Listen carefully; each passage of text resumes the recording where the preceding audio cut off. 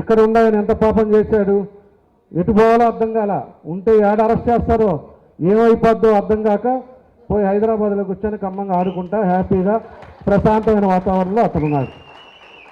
ఏ పార్టీకి పోదామని అర్థం కాక లాస్ట్కి ఏదో గొడుగు కింద ఉండాలి కాబట్టి ఒక పార్టీలోకి పోయాడు.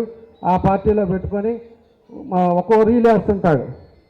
10 రోజుల్లో నాకు ఎమ్మెల్సీ వస్తుంది, 10 రోజులు అయిపోయిన తర్వాత నాకు మంత్రి అయిపోతున్నా, ఆ తర్వాత 10 రోజులకేమో నేను మళ్ళీ పార్టీలో 4 జిల్లాలకు హెడ్ అవుతున్నా. నువ్వు అక్కడ ఆడుకునేవాడు ఆడుకోక జిల్లాని సర్వనాశనం చేసి, ఒంగోలుని సర్వనాశనం చేసి, ఇంతమంది మీద కేసులు పెట్టి ఏంది ఈ పరిస్థితులు అనేది అర్థం చేసుకోవాలి.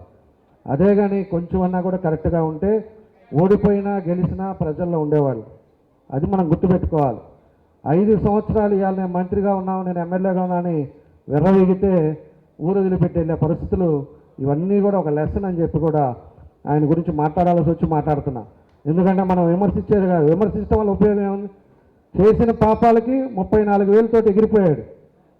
కాబట్టి ఆయన ఎందుకు రాలేకపోతున్నాడు అనేది ఆయన చేసిన తప్పులు, ఆయన చేసిన పనులు, ఆయన చేసిన దానివల్ల మహిళలను కొట్టించాడు.